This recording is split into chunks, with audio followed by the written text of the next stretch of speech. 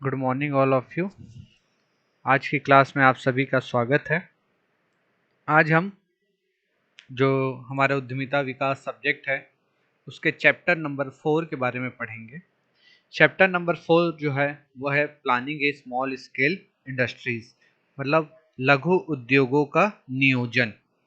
तो यहाँ पे जो प्लानिंग है स्मॉल स्केल इंडस्ट्रीज की, उसके अंतर्गत हमें पढ़ना है कि प्लानिंग क्या होती है, टाइप्स ऑफ प्लानिंग क्या है, किसी भी लघु उद्योगों के लिए किस प्रकार से प्लानिंग की जाती है, प्लानिंग के मुख्य एलिमेंट्स क्या क्या होते हैं और प्लानिंग के इम्पोर्टेंस क्या है, या हम किस प्रकार से किसी भी इंडस्ट्रीज़ के डेवलपमेंट के लिए प्लानिंग करते हैं। ठीक है, उसकी क्या सीमाएं हैं या उसकी क्या किसी प्लानिंग की क्या सीमाएं हैं, उसकी क्या समस्याएं हैं, स्टेप्स ऑफ प्लानिंग क्या क्या है, मतलब कितने चरणों में हम प्लानिंग को कर सकते हैं। तो बहुत सारी ऐसी जो चीज़ें हैं वो हमें इस चैप्टर के माध्यम से पढ़ना है। तो हम आज अपना चैप्टर 4 प्लानिंग ए स्मॉल स्केल इंडस्ट्रीज या लघु उद्योगों के लिए नियोजन क्या होता है, इस चैप्टर की शुरुआत करेंगे। तो सबसे पहला जो हमारा टॉपिक है वह है प्लानिंग नियोजन। जैसा कि आप लोग नाम से ही समझ रहे होंगे कि जो प्लानिंग है मतलब किसी भी कार्य को करने के लिए जो एक रूपरेखा, जो एक विचार हमारे मन में, हमारे मस्तिष्क में आता है, वो प्लानिंग होता है।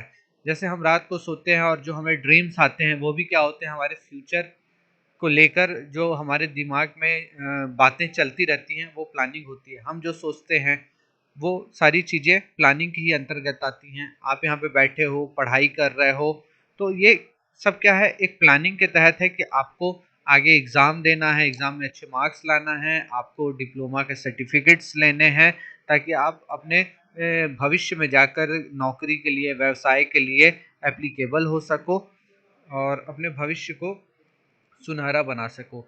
तो बहुत सारी चीज़ें हैं जो प्लानिंग के अंतर्गत आती हैं। तो सबसे पहले हम यही समझेंगे कि प्लानिंग क्या होता है। तो प्लानिंग किसी भी औद्योगिक इकाई का प्रमुख अंग है। नियोजन जो होता है, प्लानिंग जो होता है, किसी भी औद्योगिक इकाई, किसी भी व्यवसाय, किसी भी इंटरप्राइजेज, किसी भी उद्यमिता बिजनेस के लिए बहुत ही प्रमुख अंग है। इसकी आवश्यकता न केवल औद्योगिक क्षेत्र में होती है बल्कि मानव जीवन के प्रत्येक क्षेत्र में होती है।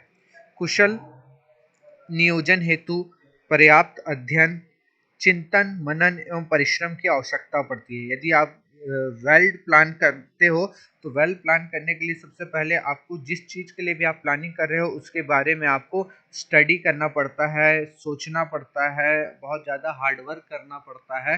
तो कुशल नियोजन हेतु पर्याप्त अध्ययन, चिंतन, मनन एवं परिश्रम की आवश्यकता पड़ती है। प्लानिंग के माध्यम से उद्यमी या जो बिजनेसमैन है या जो व्यवसायी है अपने साधनों को निर्धारित लक्ष्यों के अनुसार समायोजित करने का प्रयास करता है तथा लक्ष्य की प्राप्ति के लिए क्या करना है, कब करना है, कैसे करना है आदि बातों का पूर्व निर्धारण करता है। इस प्रकार नियोजन या प्लानिंग किसी कार्य को करने से पूर्व सोच विचार करने की बौद्धिक या मानसिक प्रक्रिया है। यह कार्य योजनाओं के निर्धारण की विवेकपूर्ण या विश्लेषणात्मक प्रक्रिया है। ठीक है, तो यहाँ पर जो नियोजन है वो किसी भी भावी कार्यक्रम की एक क्रमबद्ध रूपरेखा होती है। इसका आशय किसी भी इंटरप्राइजेस, किसी भी व्यवसाय, किसी भी उद्योगों के उद्देश्य की पूर्ति हेतु निश्चित कार्यक्रम तैयार करना है और कार्यविधि को निश्चित करना है। तो यहाँ पर ये जो प्लानिंग है ये ना सिर्फ व्यापार, उद्योग, व्यवसाय के लिए बल्कि मानव जीवन के प्रत्येक क्षेत्र में भी प्लानिंग का बहुत ही महत्वपूर्ण स्थान होता है। बिना प्लान किए हम कोई भी कार्य नहीं करते हैं। तो प्लानिंग के बारे में बहुत सारे विचारकों, दार्शनिकों के अपने अपने विचार हैं, उनकी परिभाषाएं हैं। तो उनमें से हम कुछ विचारकों के यहाँ पर विचार देखते हैं। तो सबसे पहला प्लानिंग को लेकर जो विचार है वो है बिली ई गोज के अनुसार नियोजन या प्लानिंग मूल रूप में चयन कार्य है और नियोजन की समस्या तभी पैदा होती है जब कार्य के वैकल्पिक ढंगों का पता होता है। तो यहाँ पे बिली ई गोज जो कह रहे हैं वो कह रहे हैं कि जो प्लानिंग है वो मूल रूप से चयन का कार्य, मतलब हम जो प्लान करते हैं, प्लान करना मतलब हम किसी चीज को चूज करते हैं। तो जो प्लानिंग की समस्या तभी पैदा होती है जब कार्य के वैकल्पिक ढंगों का पता चलता है, मतलब जो भी आप वर्क कर रहे हो उसके कुछ ऑक्सिलरी या मतलब अदर जो मैनर्स हैं उनके बारे में जब हमें पता चलता है तब वहाँ पे वो समस्याएं आती हैं। जॉर्ज आर टेरी के अनुसार वांछित परिणाम पाने के लिए प्रस्तावित कार्यकलापों के तैयार करने तथा सजीव कल्पना करना, तथ्यों को चुनना और उन्हें संबंधित करना ही नियोजन है। मतलब जॉर्ज आर टेरी के अनुसार क्या बोल रहे हैं कि जो भी आपको मनवांछित परिणाम चाहिए, जो भी आपको स्पेसिफाइड रिजल्ट चाहिए, उसको प्राप्त करने के लिए आप क्या करते हो कि एक प्लानिंग करते हो, प्रस्तावित क्रियाकलाप करते हो कि मुझे किस प्रकार से करना है, कैसे करना है, कब करना है और क्या क्या चीज़ें करना है, और उनको क्या करना है, एक लाइव इमेजिनेशन क्रिएट करना है, उसको तथ्यों को चुनना है और उन्हें संबंधित करते जाना है। तो ये सभी चीज़ें आपस में मिलकर क्या करती हैं, प्लानिंग कहलाती हैं। तो इस प्रकार निष्कर्ष के रूप में कहा जा सकता है कि प्लानिंग एक बौद्धिक प्रक्रिया है जिसके माध्यम से भावी घटनाओं का पूर्वानुमान लगाया जाता है और यह निर्धारित किया जाता है कि वांछित लक्ष्यों या उद्देश्यों की प्राप्ति हेतु भविष्य में हम कौन सा रास्ता किस प्रकार से अपनाएंगे। इसके अंतर्गत सभी संभव तरीकों पर विचार करना होता है तथा पहले से ही विभिन्न विकल्पों पर विचार कर उनमें से सर्वोत्तम विकल्प का चुनाव करना होता है। तो ये किसी भी कार्य को करने के पहले जो हम सोचते हैं वो प्लानिंग कहलाता है। क्लियर है? अगला जो टॉपिक है हमारा वो है टाइप्स ऑफ प्लानिंग, नियोजन के प्रकार। तो जो प्लानिंग क्या है और इसके कितने प्रकार हैं, तो आपको जो प्लानिंग है उसके निम्नलिखित प्रकार हैं। सबसे पहला जो है अवधि के आधार पर, according to duration, based on duration पे यदि हम प्लानिंग की प्रकार या क्लासिफिकेशन ऑफ प्लानिंग करें तो सबसे पहला है बेस्ड ऑन ड्यूरेशन या अवधि के आधार पर। तो यह 4 प्रकार का होता है। पहला है अल्पकालीन नियोजन, शॉर्ट टर्म प्लानिंग।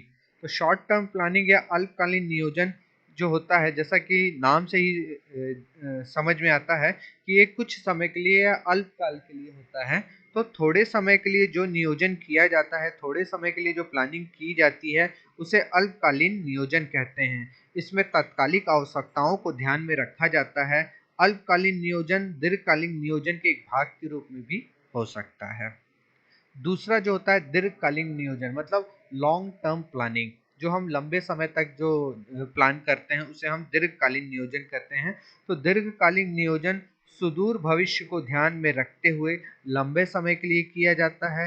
इस प्रकार के नियोजन में इकाई के संभावित विस्तार को ध्यान में रखा जाता है। सुविधा के लिए इस अवधि को अल्पकाल में भी विभाजित किया जा सकता है। तीसरा होता है निश्चित अवधि के लिए नियोजन, मतलब एक फिक्स्ड ड्यूरेशन प्लानिंग, मतलब एक किसी निश्चित अवधि के लिए जो हम प्लानिंग करते हैं। तो इस प्रकार के नियोजन में योजना जो होती है वो निश्चित अवधि के लिए होती है और ये अवधि कुछ भी हो सकती है, मतलब 1 घंटे के लिए हो सकती है। जैसे आप किसी के साथ फ्रैंक कर रहे हैं, प्लानिंग कर रहे हैं, तो ये कि हम 1 घंटे तक करेंगे या 1 दिन करेंगे, 1 सप्ताह, 1 महीना, तो ये एक फिक्स्ड ड्यूरेशन होता है और इस ड्यूरेशन में आप प्लानिंग करते हैं तो वो निश्चित अवधि नियोजन कहलाता है। चौथा होता है अनवरत नियोजन, कंटिन्यूअस प्लानिंग। तो इस प्रकार के नियोजन में योजना धारा प्रवाह चलती है जिससे कि परिस्थितियों के अनुसार आवश्यक परिवर्तन किए जा सकते हैं। जैसे कि आपको आपने डिप्लोमा में एडमिशन ले लिया है तो ये कब तक चलेगा, जब तक कि आप डिप्लोमा नहीं कर सकते, डिप्लोमा के सर्टिफिकेट कंप्लीट नहीं हो सक जाता, या आप अपने फ्यूचर को लेकर हैं कि जब तक जो हम स्पेसिफाइड गोल हैं उनको फुलफिल नहीं कर लेते हैं। तो ये अवधि के आधार पर 4 प्रकार थे: अल्पकालीन नियोजन, दीर्घकालीन नियोजन, निश्चित अवधि नियोजन और अनवरत नियोजन। दूसरा है प्रोत्साहन मूलक नियोजन, मतलब किसी को मोटिवेट करके जो हम प्लानिंग करते हैं, मोटिवेशनल प्लानिंग। तो इस प्रकार के नियोजन में सरकार मौद्रिक एवं गैर मौद्रिक सुविधाएं देकर, मतलब आपको वित्तीय या गैर वित्तीय वित्तीय या गैर वित्तीय सहायताएं, सुविधाएं देकर लक्ष्य की पूर्ति हेतु प्रयत्न किया जाता है। प्रोत्साहन या प्रेरणा से उन्हीं क्षेत्रों में उत्पादन होता है जिनमें आवश्यकता होती है। इससे साधनों का स्वतः ही उचित वितरण हो जाता है।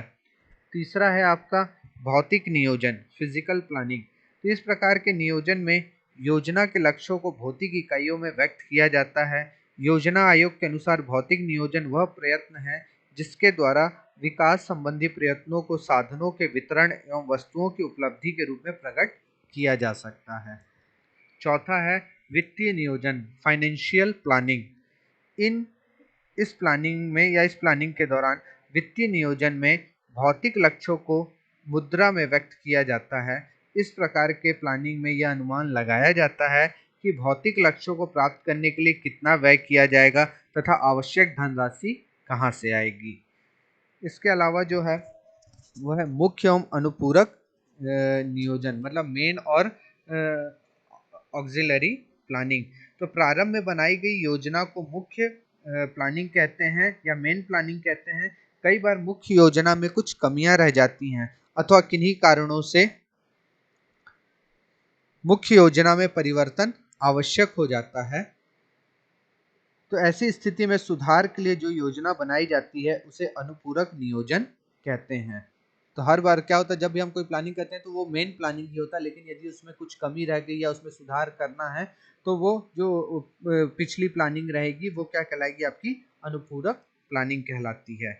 उसके बाद है पूंजी प्रधान एवं श्रम प्रधान नियोजन, मतलब फाइनेंशियल हेड एवं लेबर हेड प्लानिंग। जब नियोजन में प्रमुख साधन के रूप में पूंजी को अधिक महत्व दिया जाता है तो इसे पूंजी प्रधान नियोजन कहा जाता है। इसके विपरीत नियोजन प्रक्रिया में श्रम शक्ति का यदि अधिक उपयोग किया जाता है तो इसे श्रम प्रधान नियोजन कहा जाता है। मतलब जो पूंजी प्रधान और श्रम प्रधान जो प्लानिंग है उसमें यदि हम अपनी प्लानिंग में पूंजी को, कैपिटल को ज़्यादा महत्व देते हैं तो वो प्लानिंग हमारा पूंजी प्रधान प्लानिंग कहलाता है या नियोजन कहलाता है। उसी प्रकार जिस योजना में श्रम शक्ति का अधिक उपयोग किया जाता है तो उसे हम श्रम प्रधान प्लानिंग कहते हैं। नेक्स्ट है स्थिर एवं गतिशील नियोजन या रचनात्मक एवं विस्थापन नियोजन। तो रचनात्मक नियोजन में निर्धारित लक्ष्यों को प्राप्त करने के लिए रचनात्मक गतिविधियों को ध्यान में रखा जाता है, जबकि विस्थापन नियोजन में विद्यमान व्यवस्था में परिवर्तन किया जा सकता है। तो ये जो थे मुख्यतः आपके टाइप्स ऑफ प्लानिंग था। पहला था अवधि के आधार पर, तो 4 प्रकार के होते हैं: अल्पकालीन नियोजन, दीर्घकालीन नियोजन, निश्चित अवधि नियोजन, अनवरत नियोजन। दूसरा था प्रोत्साहन मूलक नियोजन, भौतिक नियोजन, वित्तीय नियोजन, मुख्य एवं अनुपूरक नियोजन, पूंजी प्रधान एवं श्रम प्रधान नियोजन और रचनात्मक एवं विस्थापन नियोजन। तो ये टाइप्स ऑफ प्लानिंग थे। जो हमारा नेक्स्ट टॉपिक है वो है कैरेक्टरिस्टिक्स ऑफ प्लानिंग, मतलब प्लानिंग की प्रमुख विशेषताएं या लक्षण क्या क्या हैं। तो नियोजन की अवधारणा को ठीक प्रकार से समझने के लिए इसकी प्रकृति या विशेषताओं का जानना आवश्यक है। नियोजन की प्रमुख विशेषताएं या लक्षण निम्नलिखित हैं। पहला, बौद्धिक प्रक्रिया, मेंटल प्रोसेस। यह एक बौद्धिक प्रक्रिया है। इसमें योजना बनाने वाले को संभावित तरीकों अथवा विकल्पों में से सर्वोत्तम विकल्प का चुनाव करना होता है। इसके लिए सभी विकल्पों का विश्लेषण करना आवश्यक है और यह दूरदर्शिता, विवेक एवं अनुभवों के आधार पर ही करना संभव होता है।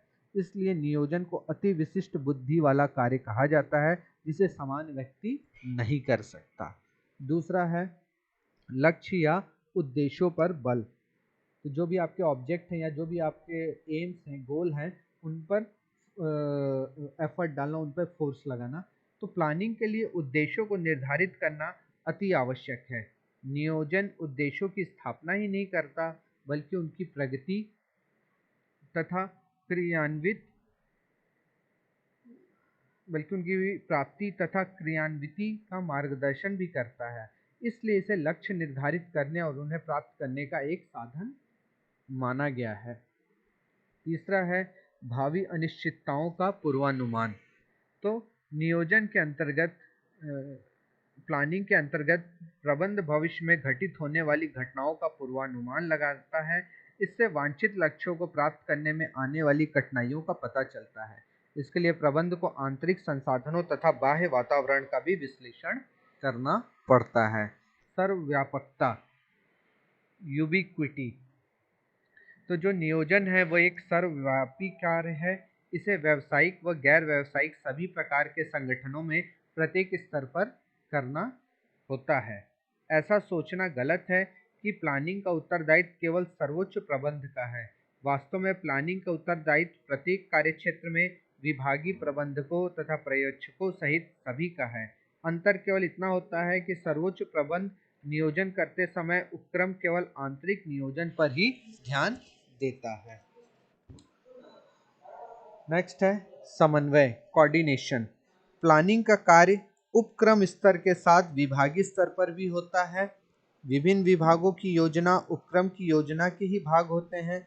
इन विभागीय योजनाओं में आपस में समन्वय स्थापित करना नियोजन की सफलता के लिए आवश्यक होता है। जैसे फॉर एग्जांपल अपने संस्था में प्रिंसिपल सर कोई आदेश देते हैं, उस आदेश को इलेक्ट्रिकल और मैकेनिकल विभाग अपने हिसाब से उस आदेश को फुलफिल करने के लिए प्लानिंग करते हैं।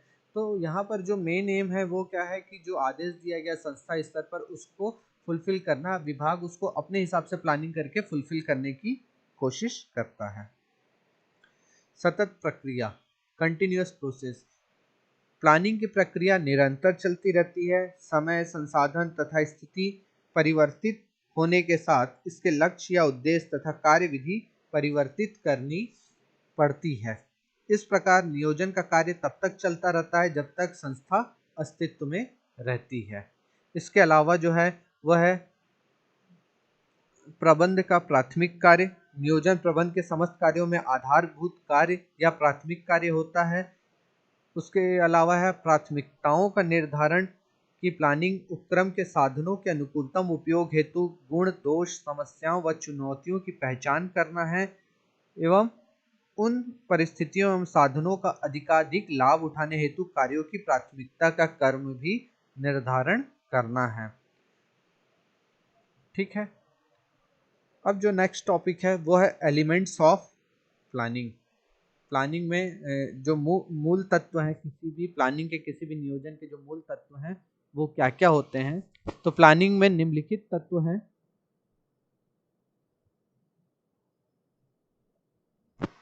पहला, गोल्स और ऑब्जेक्टिव, लक्ष्य या उद्देश्य। लक्ष्य या उद्देश्य भविष्य के लिए योजनाएं हैं जो आगामी क्रियाओं के लिए दिशा प्रदान करते हैं। उद्देश्यों का निर्धारण नियोजन प्रक्रिया का पहला व प्रमुख तत्व होता है। दूसरा है पॉलिसीज, नीतियाँ। पॉलिसीज निरंतर चलने वाले निर्णय निर्देश हैं जो शीर्ष प्रबंधकों द्वारा या मध्य स्तरीय व निम्न स्तरीय प्रबंधकों की सहायता के लिए ऊपर से निर्धारित की जाती है। तीसरा है रूल्स, नियम। विभिन्न विकल्पों में से योजना के सरलतम रूप का चयन नियम कहलाता है। यह नीति की तुलना में अधिक दृढ़ व अधिक विशिष्ट होते हैं। चौथा है प्रोसीजर, कार्यविधि। कार्यविधि का आशय उन क्रियाओं या तरीकों से है जिनके माध्यम से नीतियों को कार्यान्वित करके व्यावसायिक उपक्रम के उद्देश्यों की पूर्ति की जा सकती है। पांचवा है मेथड, विधियाँ। विधियाँ सामान्य और बार बार आने वाले कार्यों को करने का अनौपचारिक एवं प्रामाणिक तरीका है। विधियाँ प्रतिदिन के कार्यों के लिए विस्तृत एवं स्पष्ट मार्गदर्शन करती हैं। छठवां है स्ट्रेटजीज, कार्य नीति। प्रत्येक योजना भविष्य से संबंधित होती है, अतः इसके निर्धारित कार्यक्रम के सफल क्रियान्वयन के लिए आवश्यक है कि उस संबंध से पहले ही सभी बिंदुओं पर उचित कार्य नीति बना ली जाए। सातवां है प्रोग्राम, कार्यक्रम। कार्यक्रम से आशय कार्य की एक विशिष्ट रूपरेखा है जिसके अनुसार कार्य को करना होता है। और आठवां है बजट। बजट अल्पकालीन नियोजन का भाग है। दीर्घकालीन लक्ष्यों के अंतर्गत ही कुछ अल्पकालीन लक्ष्य निर्धारित कर लिए जाते हैं। तो ये मुख्य तत्व थे किसी भी प्लानिंग के अंतर्गत। तो जो मुख्य किसी भी व्यवसायिक उपक्रम के नियोजन में निम्नलिखित तत्व या अवयव सम्मिलित होते हैं, जो है पहला लक्ष्य या उद्देश्य, गोल्स और ऑब्जेक्टिव्स, नीतियाँ, पॉलिसीज, नियम, रूल्स, कार्यविधि, प्रोसीजर्स, विधियाँ, मेथड्स, कार्यनीति, स्ट्रेटजीज, कार्यक्रम, प्रोग्राम एंड बजट। तो बजट, तो ये जो सारे तत्व हैं ये किसी भी प्लानिंग के मूल तत्व कहलाते हैं, एलिमेंट्स कहलाते हैं, जिनके द्वारा हम एक सफल प्लानिंग या नियोजन कर सकते हैं। तो आज की क्लास के लिए इतना ही। अगर आपको आज के चैप्टर में, आज के पढ़ाए टॉपिक में किसी भी प्रकार की कोई कमी लग रही है या आपको कुछ समझ में नहीं आया है, तो आप गूगल मीट क्लास में संपर्क करके अपने डाउट्स को क्लियर कर सकते हैं। आज की क्लास के लिए इतना। होप सो आज की क्लास आपको समझ में आई होगी। Thank you so much.